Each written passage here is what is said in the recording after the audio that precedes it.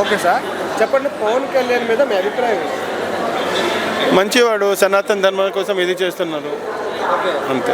ఇక్కడ ఉప ముఖ్యమంత్రి అయిన తర్వాత డిప్యూటీ సీఎం తర్వాత మీకు కనిపించిన మార్పులు ఏమంటే? ఇంకా టైం ఇవ్వాలి. జస్ట్ టూ ఇయర్స్లో ఎవరు కూడా ఆయన డెవలప్ చేయలేరు. సో ఆయన ఇచ్చిన శాఖలకు ఆయన న్యాయం చేస్తున్నారు. పక్కా న్యాయం చేస్తున్నాడు. సరే, ఇప్పుడు తెలంగాణలో కూడా ఆయన పోటీ చేస్తాడు. అవును, చేస్తే అక్కడ ఎంత ప్రభావం ఉంటుంది అనుకుంటున్నారు? ఈ టైం అయితే ఏమో కానీ నెక్స్ట్ టైం అయితే డెఫినెట్లీగా సీట్ వచ్చే ఛాన్స్ ఉంది ఆయనకు. అంటే ఏంటి మరి ఈసారి ఇక్కడికి వస్తే కూటమితో వెళ్తారా లేకపోతే సింగిల్గా చేస్తారు అనుకుంటారు? అది చెప్పలేమండి, కానీ నాయుడుతో ఉంటే బాగుంటుంది. ఆయన అయితే సింగిల్గా మరి వస్తానని చెప్పారు, సింగిల్గా పోటీ చేస్తారు. చేయవచ్చు, సింగిల్గా కూడా పోటీ చేయవచ్చు. ఏంటి అక్కడ కవిత గారు ఆయన ఒక కామెంట్ చేశారు. చూడండి, వీళ్ళు పాలిటీషియన్స్, ఒకరి మీద ఒకరు కమెంట్స్. దేశద్రోహం కేసు పెట్టాలంటారు. లేదు అదే ప్రాంతీయ భేదాన్ని ఉగ్రవాదంతో పోల్స్తున్నాడు. లేదు, వాళ్ళు అలా చెప్తే కదా లైమ్ లైట్లో ఉంటారు.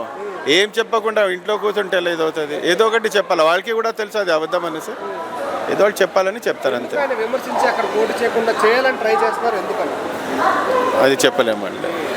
సార్ ఏంటి సార్ ఓవరాల్గా ఒక మాటలో పవన్ కళ్యాణ్ గారు చెప్పాలంటే? పవన్ కళ్యాణ్ మంచి అండి. ఆయన సినిమాలో యాక్ట్ చేయాలా, ఆ డబ్బులు ప్రజల కోసమైనా యూజ్ చేస్తాడు. ఎంతైనా అంటే సినిమాలో పొలిటీషియన్ సినిమాలో పని చేస్తే ఎలా అని అంటారు. ఆయన పని చేయాలి, అక్కడ ఆయనకు డబ్బు వస్తుంది. డెఫినెట్లీ అదే డబ్బు ఆయన మళ్ళీ జనాలకి ఉపయోగించిన చేస్తాడు. అక్కడ కానీ ఇక్కడ కానీ ఆయన సింగిల్గా పోటీ చేస్తే సేమ్ అయ్యే అవకాశాలు ఉన్నాయంటారా? రావచ్చు, పక్కా రావచ్చు. ఇప్పుడు ప్రజల్లో అయితే ఆయన గురించి మంచి అభిప్రాయం ఉంది. Thank you sir. చెప్పండి, పవన్ కళ్యాణ్ పైన మీ అభిప్రాయం ఏంటి? పవన్ కళ్యాణ్ పైన మన అభిప్రాయం అంటే ది బెస్ట్ లీడర్. రాజకీయంగా ఆయన బలపడ్డారంటారా? రాజకీయంగా కాదు, మనిషిగా బలపడ్డాడు. రాజకీయంగా అంటే అది ఎవల్యూషన్ కాదు. 10 మంది తిడితే 20 మంది పొగుడుతారు. లేదా ఆ మనిషిగా దృఢపడ్డాడు. ఆలోచన విధానం కూడా ఇప్పుడు మొన్న ఇచ్చిన స్టేట్మెంట్ తెలంగాణకి ఆంధ్రాకి కలిపి ఈ కులం మీద ఇచ్చిన స్టేట్మెంట్ కూడా చాలా బెస్ట్ ఆఫ్ ది స్టేట్మెంట్ ఇచ్చారు. రాష్ట్రాలు బలపడాలంటే తెలంగాణలో కులపిచ్చిపోవాలి, ఆంధ్రాలో కులపిచ్చిపోవాలి, తెలంగాణ ప్రాంతీయ భేదం పోవాలి. అదైతే 100% పవన్ కళ్యాణ్ చెప్పిందే జరుగుతుంది, అలాగే జరగాలి. అలా జరిగితేనే రాష్ట్రం బాగుపడుతుంది. వీళ్ళు ఆంబోతులా కాడ అరిసిన అరుపులకి ప్రజలు నమ్మేసి అమ్మో అనేసి అని ఇప్పుడు ఈ విజయవాడ మ్యాటర్ని తీసుకొచ్చి అల్లరి పెట్టేసి ఈ అనాథలు ఉంటారు కదా, నమ్మేస్తారు 150 కిలోలు. వాళ్ళు నమ్మి చోట్లు వేసి మళ్ళీ మన రాష్ట్రం మళ్ళీ మరి ఒక 30-40 సంవత్సరాలు వెనక్కి వెళ్ళిపోతుంది. అది వాళ్ళు ఆడిన మాటలకి పవన్ కళ్యాణ్ గారు అన్నారు, కానీ ఆ సందర్భం వస్తే కానీ అది డిక్లేర్ చేయనని కూడా చెప్పాడు. ఆ సందర్భాన్ని బట్టి చెప్తే అది డిక్లేర్ చేద్దాం అన్నారు. వాళ్ళు కవితను రేవంత్ రెడ్డి ఇంకొకడు ఉన్నాడు కేటీఆర్, వాళ్ళిద్దరు ఆడిన మాటలకి పవన్ కళ్యాణ్ లేచి అక్కడ ఇప్పుడు సభలు పెట్టాడు. కానీ లేకపోతే మొన్న సడన్గా ఒగ్గితే ఏదో ఫంక్షన్ హాల్లో మీటింగ్ పెట్టుకుని వెళ్ళిపోవచ్చు. వాళ్ళు రావడానికి లేదా అంటాము, ఇప్పుడు ఇవన్నీ వచ్చాయి. కానీ రేపు ఎలక్షన్ వచ్చే టైంకి ఆ నిర్ణయాలు మారుతాయి. ముందు అతని ప్రయత్నం అతను సింగిల్గా చేస్తాడు. ఆ రోజు మనకి కూటమి వస్తుందని అనుకోలేదు కదా, సందర్భాన్ని బట్టి కదా ఎదురయ్యింది. చంద్రబాబు నాయుడు జైలు పెట్టడం కదా, పవన్ కళ్యాణ్ నీధులోకి వచ్చాడు. లేకపోతే ఊళ్ళు బాధ వాళ్ళే పడ్డారు కదా. సరే, ఏంటి ఒక్క మాట పవన్ కళ్యాణ్ గారి గురించి చెప్పాలంటే? Best of the leader. Pawan Kalyan పైన రాజకీయంగా మీ అభిప్రాయం? పవన్ కళ్యాణ్ పైన రాజకీయంగా అయితే నెంబర్ 1. అయితే ఎవరికి పెట్టినా పెట్టకపోయినా డిప్యూటీ సీఎం అయిన తర్వాత ఆంధ్రప్రదేశ్లో మీకు పర్వాలేదు. ఆయనకి ఇచ్చిన శాఖలకి న్యాయం చేస్తున్నాడు. రూపాయి పెట్టుబడి కూడా అట్టగా పెడుతున్నాడు జనాలను కూడా. అయితే మన బోటలు పెట్టకపోయినా పై వాళ్ళని పెడుతున్నాడు. ఏంటి మనకు పెట్టకపోయినా కూడా ఏంటి అవకాశం ఉంది, అక్కడ అవకాశం ఉంది. ఆల్రెడీ వచ్చేసిందిగా సీట్.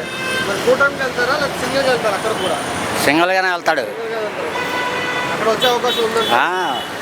ఇది 100కి. కవిత గారు ఏమంటున్నారంటే పవన్ కళ్యాణ్ కల్వకుంట్ల కవిత గారు పవన్ కళ్యాణ్ పైన దేశద్రోహం కేసు పెట్టారు. వల్ల కాదు.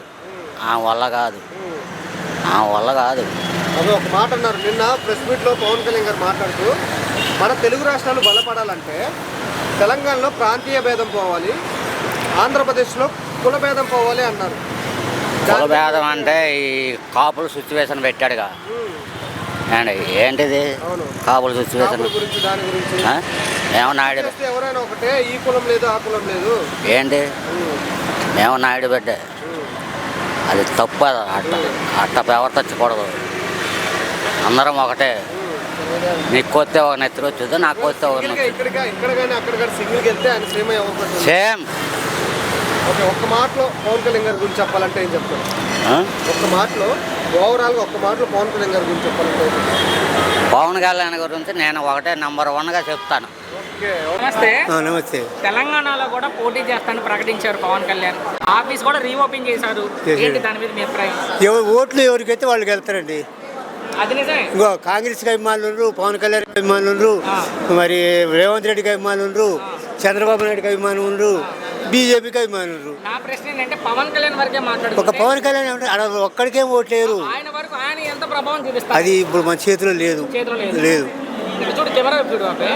తమిళనాడులో విజయ్ సీఎం అయినట్లుగా పవన్ కళ్యాణ్ కూడా తెలంగాణలో సీఎం అవుతారా? అది జరగని పని.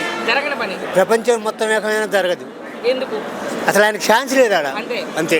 తెలంగాణలో మాత్రం. ఒక 20 ఏళ్ళ వెనక లేదు, తర్వాత ఏమైనా ఉంటుందేమో. సరే, ఇప్పుడు పొత్తులో వెళ్తే పవన్ కళ్యాణ్ అక్కడ బీజేపీతో పొత్తులో వెళ్తే పొత్తులు వచ్చినా తెలంగాణ వాడు ముఖ్యమంత్రి అయితేనే జనం ఆశిస్తారు, కానీ ఆంధ్ర అతను అయితే కార్యం నటించారు. ఆయన ఓటు తెలంగాణలోనే ఉంది. జూబ్లీ తెలంగాణ కదండి. నేను కూడా పోయి ఢిల్లీలో నాకు ఓటు ఉంది, నేను ముఖ్యమంత్రిని అయితే ఇస్తారా? అట్లా కాదుగా, ఆయన తెలంగాణలోనే. నేను తెలంగాణ వాళ్ళే కావాలి. నేను తెలంగాణ నేను ఒకవేళ నేను పవన్ కళ్యాణ్కి వేసినా నాదేం జల్లదాడ. అదేలే, ఎవరిష్టం ఓటు వాళ్ళది. కానీ కాంగ్రెస్ వాళ్ళు తెలంగాణ వాళ్ళ, బీజేపీ వాళ్ళు తెలంగాణ వాళ్ళ, సిపిఎం వాళ్ళు తెలంగాణ వాళ్ళ పవన్ కళ్యాణ్ గారు మాత్రం వచ్చాడే లేదు. తెలంగాణలో అక్కడ నేను అభిమానిస్తా, సినిమా యాక్టర్గా అభిమానిస్తా.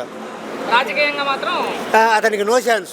థ్యాంక్స్ బాబాయ్. కళ్యాణ్ గారి మీద మీ అభిప్రాయం ఏంటి రాజకీయంగా అంటే? పవన్ కళ్యాణ్ గారు కూడా వర్క్ చాలా బాగా చేస్తున్నారు. చాలా రెస్పాండింగ్ చాలా ఫాస్ట్గా ఉంటుంది. ఇప్పుడు మన కల్చర్కి బాగా తగ్గట్టు డిప్యూటీ సీఎంగా వర్క్ మాత్రం ఎక్సలెంట్ చేస్తున్నారు. ఓకే. అతను చాలా ఫాస్ట్గా రియాక్ట్ అవుతున్నారు ప్రతి విషయంలో. తెలంగాణలో పోటీ చేస్తానని ప్రకటించారు పవన్ కళ్యాణ్. తెలంగాణలో చేస్తే పోటీ అనేది ఎంతవరకు ప్రభావం చూపిస్తారు ఆయన? అది పెద్దగా ఉండదు సార్. పొత్తులో వెళ్తే టీడీపీ, జనసేన, బీజేపీ కూడా పొత్తులో వెళ్తే కూటమి అక్కడ తెలంగాణలో కొంత ప్రభావం ఉంటుంది. పొత్తులో కొంత ఉంటుంది, కానీ అంత ఫాస్ట్గా అయితే ఉండదు. విజయ్ గారు లాగా సింగిల్గా వెళ్ళి సీఎం అవుతారా? కష్టం సార్. అవును. సీఎం అక్కడ విజయ్ అయినప్పుడు ఇక్కడ ఎందుకు ఖాళీ? విజయ్ గారు ఇండైరెక్ట్గా 20 years నుంచి రాజకీయాల్లో ఉన్నారు. ఓకే. ఈయన లేటెస్ట్గా అతను పార్టీ పెట్టింది 18 నెలల నుంచి. కానీ ఏపీలోనే ఏం పీకలేపారు పవన్ కళ్యాణ్. తెలంగాణలో వెళ్ళి ఏం పొడుస్తారంటున్నారు రోజా గారు. నా మాట గారు అది. ఆమె కమెంట్స్ మీద మీ అభిప్రాయం అంటే? అది కరెక్ట్ కాదండి. ఎందుకంటే ఒకరు రాజకీయ నాయకులు వాళ్ళందరూ చేయగలుగుతాడు. అతను ఎందుకంటే డెవలప్ చేశాడు. ఇప్పుడు డిప్యూటీ సీఎంగా పవన్ కళ్యాణ్ పేరు వెల్ నోటెడ్. ఆయన చేసిన మైనస్ ఒక్కటి చూపించమని చెప్పండి. ఎవరు చూపించలేదు. ఎవరు చూపించలేదు. లేదు. నేను లేటెస్ట్గా 3 days బ్యాక్ కూడా చూశాను. ఎవరో కారు తీసుకొని కబ్జా చేశానని చెప్పి అంటే 3 hours, 3 hours ఆ కారు ఇప్పించాడు. ఆయన దగ్గరికి వెళ్తే అంత ఫాస్ట్గా రియాక్ట్ అవుతాడు.